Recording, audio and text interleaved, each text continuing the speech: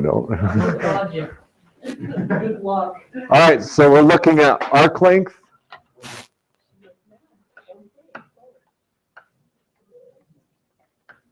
And surface area. This is a one-day deal because you can totally plug it right into your formulas and make it just like volume and area. Okay, so what you're looking at basically is if I give you some, so we'll start with arc length here. From arc length, we'll generate a surface by rotating. Okay, so if I give you some arc, and it has to be, of course, bounded. How long is it? Okay, that's the question of the day. So, any ideas based on your knowledge of area and the way we calculated area under a curve? Have any ideas how this might be built?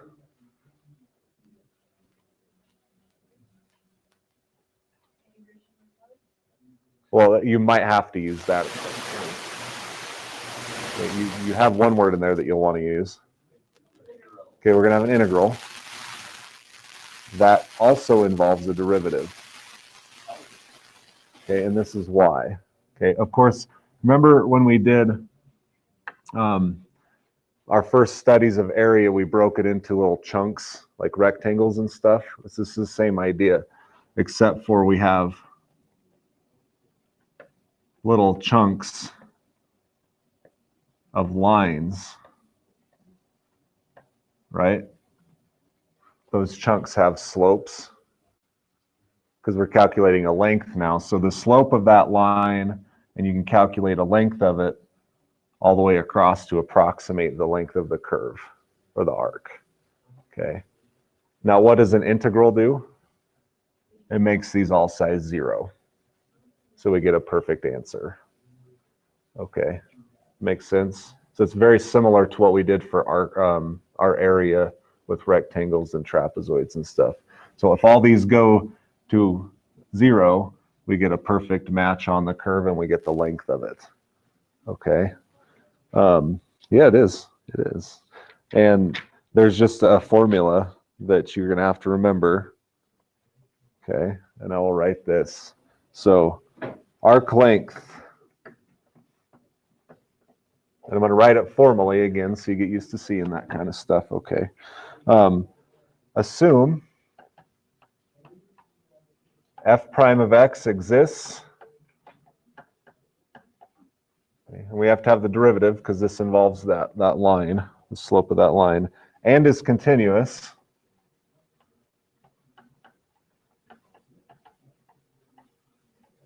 Okay. On a closed interval AB, the arc length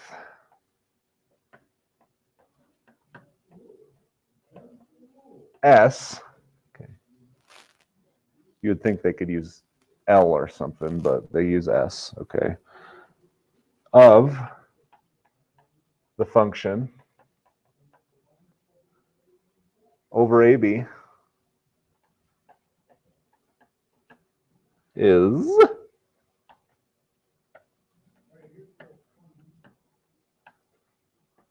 okay, so we have the integral from A to B, square root 1 plus f prime of x squared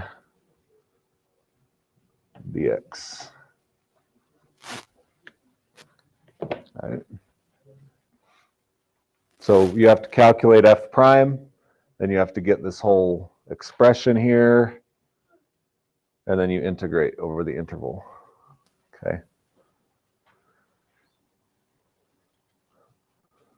Wow. Yeah. Seems like it's going to not be horrible, but long. It could be nasty, right? Yeah.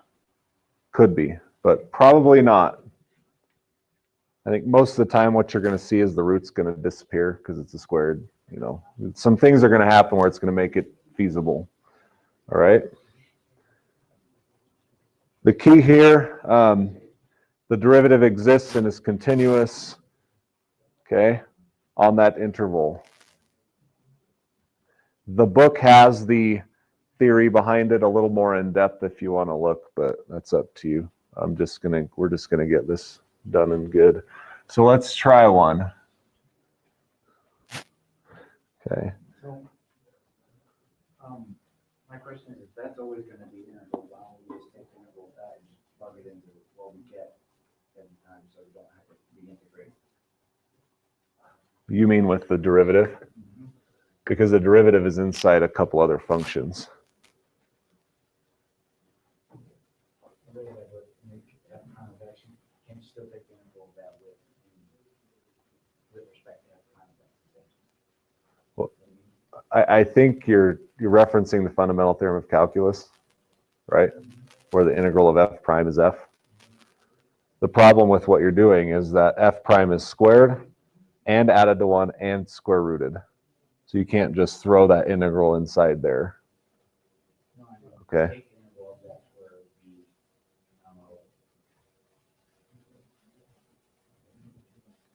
f dot minus that. Oh, you're looking at like Yeah. add 1 to the power. You're trying to do it like some sort of, you're trying to simplify this Yes. into a better formula. Yes. Okay, I see. Yeah, I don't know if you can. I assume it's possible. I'll tell you what, if you do it, I'll give you a candy bar, and Harvard will probably give you a PhD. Okay, how about that? Did you remember that thing you sent us on the email that said why the universe picture Yeah. was a logarithm? Do you get a piece of candy for explaining it? If you can explain why it's logarithmic, If we can try to explain it. no, it has to be correct. Okay. Well, if you look at logarithms, they're kind of like exponential. So, like, it slowly approaches infinity. So if you look at the picture, the farther you get away from the center, the closer it approaches infinity. So it's kind of like what we're doing in class where you put like definite boundaries on like an infinite area of space. So that's kind of like what the picture's doing, where it kind of like just approaches infinity. You're kind of close. You're very close, actually. Be more specific on what logarithm means, and you got yourself a candy bar. Okay. All right. Arc length of f of x equals 112x cubed plus x to the negative 1. The key there is explaining what logarithm means. And the earthquake scale is the same. The Richter scale. The pH scale is the same. Okay. These are all logarithmic scales. If you can explain why that picture is logarithmic, Times power each time you increase. that's why. Oh. Yeah. The same way that pH. So, every time you go up pH. Okay, we're off topic here. Here's the sun, our sun in that picture. If you go 1 unit out, okay, this is 10 to the first away, okay? But if you go another unit out, it is 10 times farther. So in here, there might be 10 astronomical units. So 10 In here, there are 100. and that's The next step out, there are 1,000. So every successive step out, they are crushing more and more stuff into that interval until you get to like, 10 out, and it's 10 to the 10th. You've got 10 billion units inside that one space. Does that make sense? Okay, that's why. I owe you a candy. Good work. I thought you might get it because that's your cup of tea. Oh yeah, it was from IFL Science, and that's like my Okay. favorite website about them.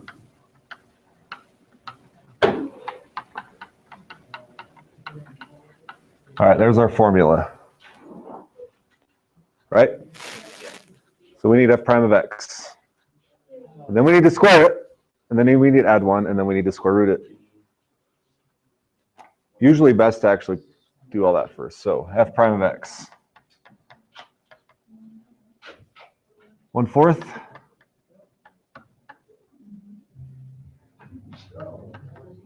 Thanks for that, Jansen. Right? Am I good?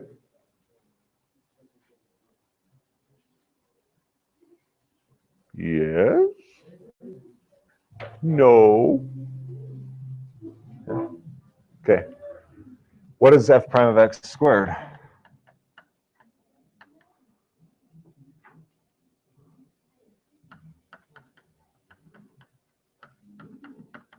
That's where we got to put our algebra hats on these problems. Okay.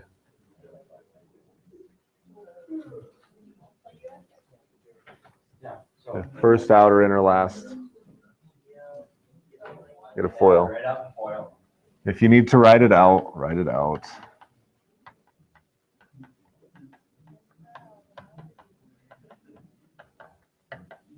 All right. Always easier to see it, in my opinion, but hey, that's up to you. 1/16 x to the 4th. That's the firsts. Outers. Ooh, x to the 0. Sweet. 1/4 x to the 0. That should be a minus. And then a plus. No, that's a minus. Yep. Because I can pay attention to math signs. You would think I never passed Algebra 1. Minus, plus. Yeah?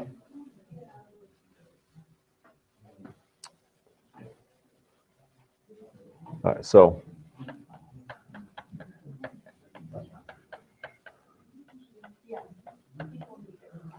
Okay.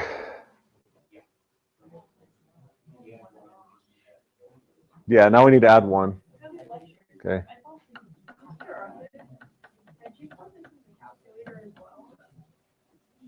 You could put these in the calculator if it's calculator friendly. Yes, Okay. And that's a plus sign. it would.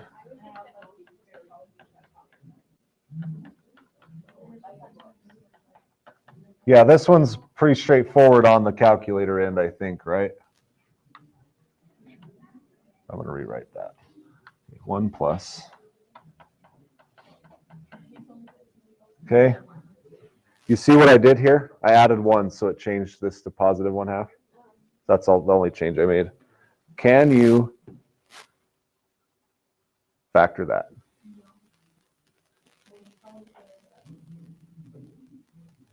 This is where our square root's gonna get a little bit it's gonna go bye-bye, actually. So we want what we basically want is something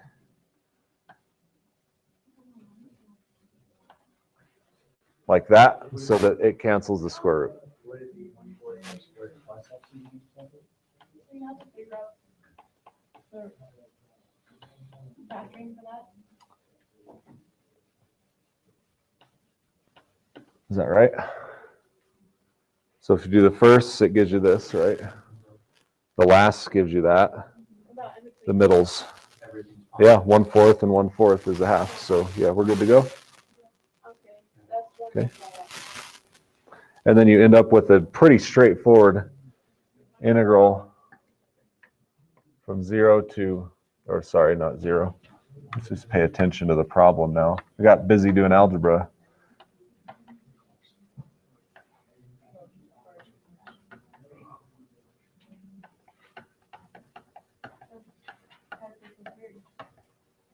And you can handle that. Because this, right? Or then you can split it and then it's 1/4 x. And then you have the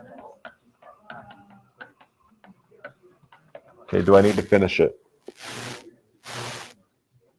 Okay, and you get an answer 17/6 if you execute properly.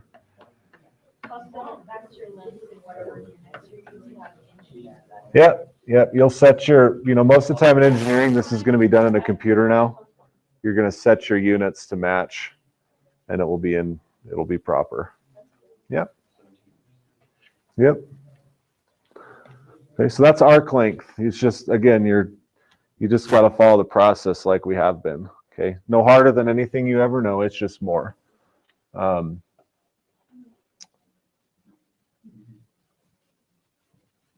I'm going to see if I have something here. Hopefully I do.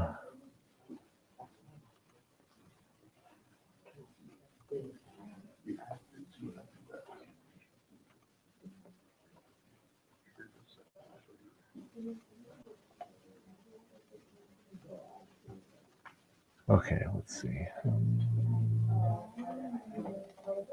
Arc length.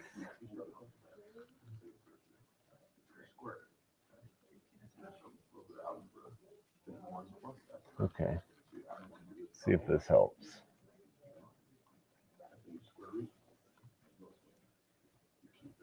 Okay, so here's a kind of a picture of arc length.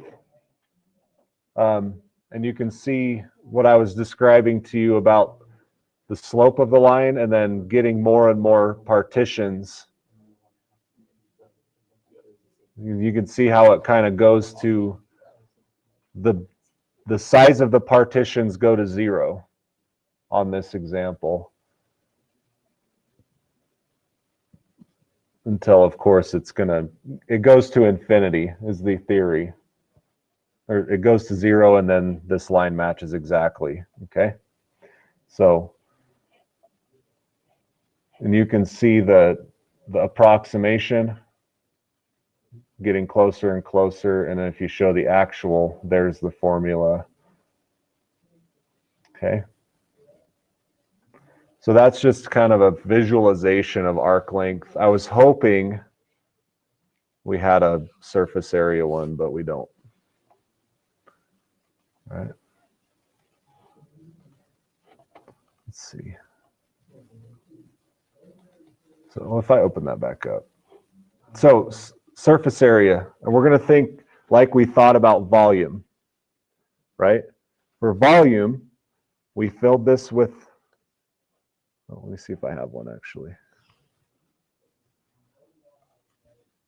Okay, for volume, we took an area, right? And we revolved it around an axis, correct?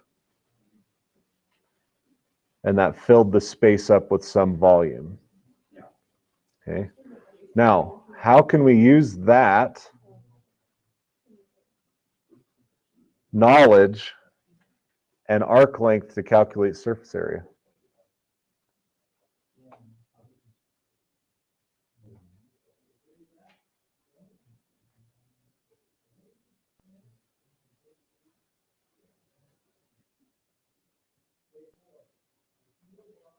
If I have the length of an arc, how can I generate a surface? You revolve around an axis, right?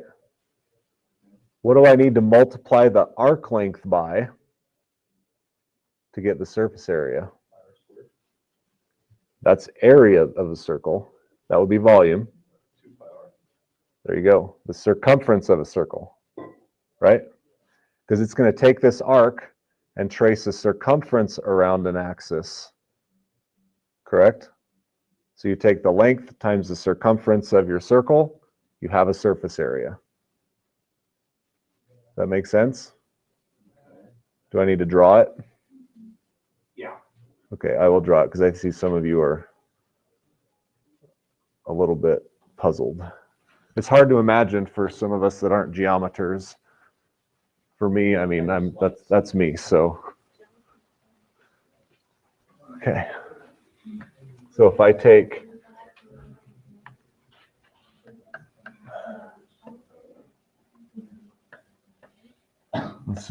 okay, here's a basic arc, yes? I have found the length of that arc. Now, if I revolve it around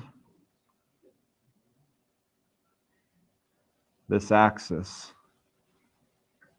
what is it creating?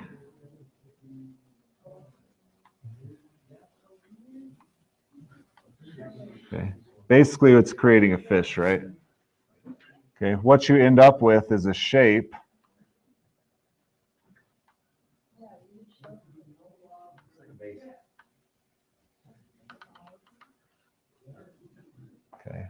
that is a surface now, because all you've done is trace this line around and there's nothing in the middle, right? Does that help? Yeah. Okay, so that's basically how you're calculating surface area. Okay, and it's, again, it's going to involve the arc length formula. Okay, so So can we calculate the surface area of the one we just found the arc length for? If we did, we could. Just for the sake of. Okay. It might be kind of a nasty integral. That's my only worry. Okay. So we have an interval from A to B, right? We have our arc length.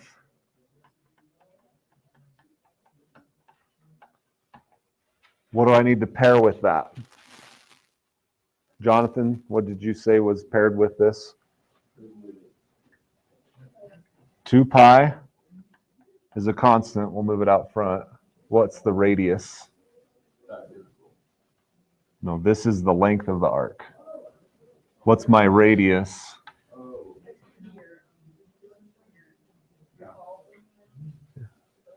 Yes, so what is that in this case?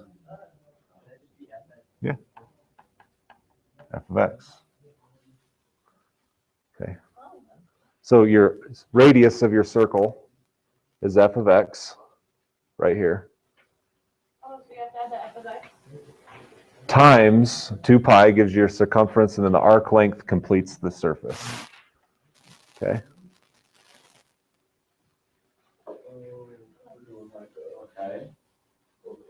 Okay. Again, relate it to volume. What was the volume formula?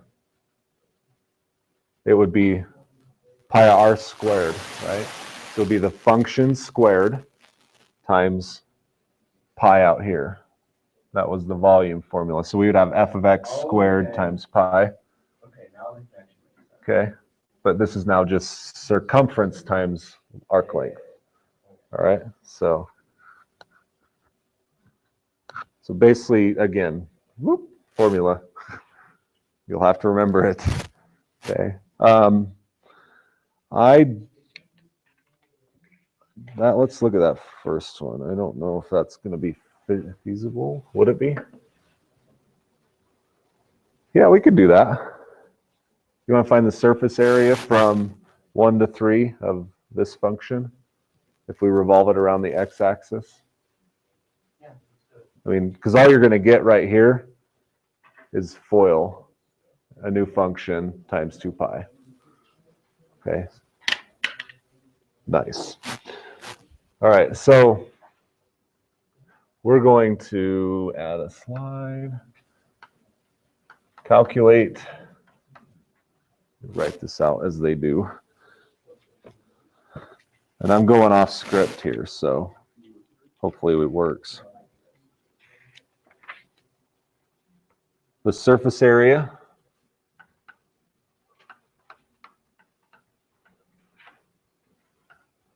of a shape created by revolving f of x equals 1/12 x cubed plus x to the negative 1 around the x-axis from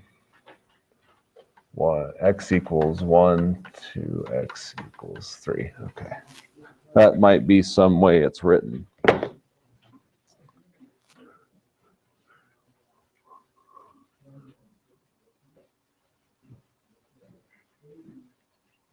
And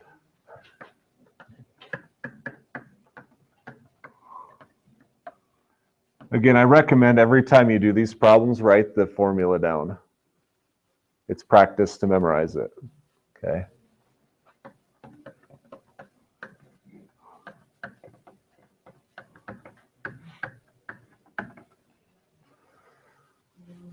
Every time, write it down, write it down, write it down. Memorize, memorize, memorize.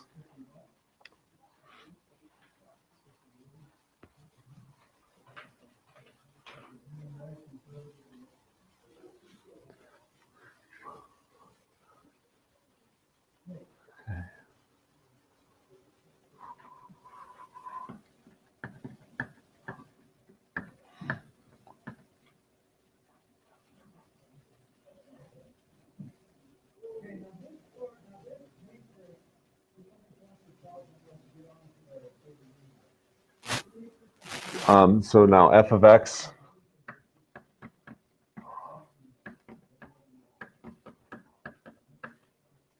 right? And then we already calculated this, right? Based on our other work. So I'm just gonna steal it. 1/4 x squared plus x to the negative 2.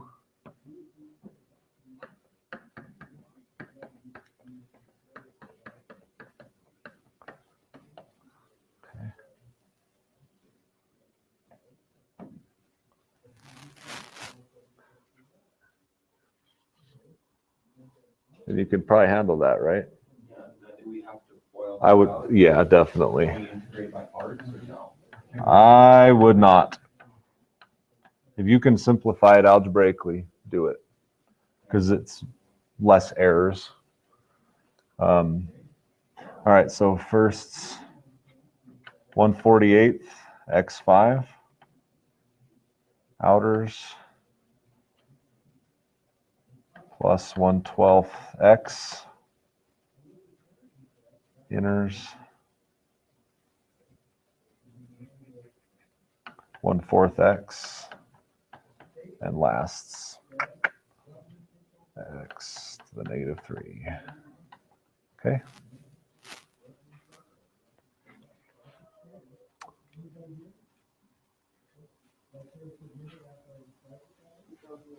You can combine the middles if you want and take your derivatives. So what does that give you? Yeah. That's why you said that, right? And I'm sure you've already got this done, right? 48 times 6, 288.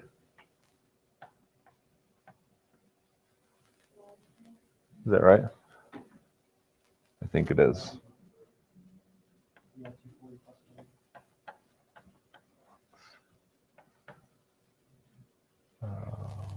That's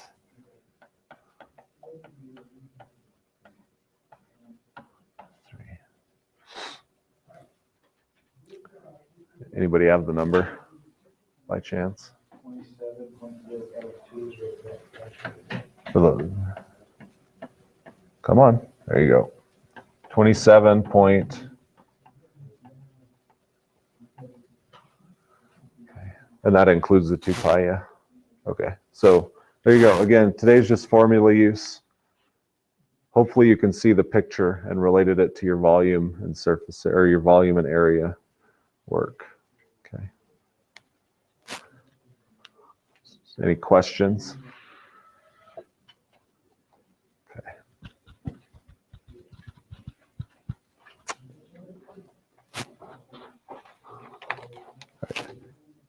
If you get stuck, just holler. You got about 10 minutes here. This was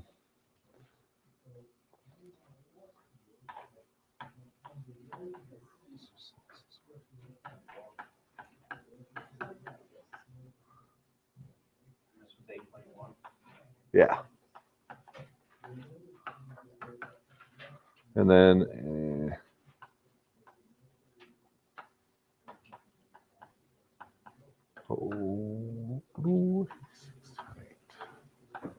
wow, I assigned a lot of evens there.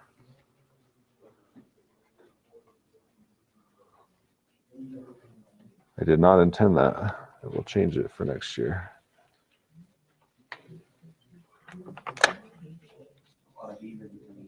Yeah, and just noticed that. And I remember when I was planning this out, thinking I should give them some odds and evens. And apparently I blew that plan out of the water. Oops. Oh well. This is due tomorrow. Tomorrow. Yep. Yeah, rarely have I given you lots of work to do in one night, so hopefully you can handle it. Wrestler, I'm sorry. You have a wrestling tournament and I just gave you a lot of work to do. So if you need an extra day, it's fine. People in musical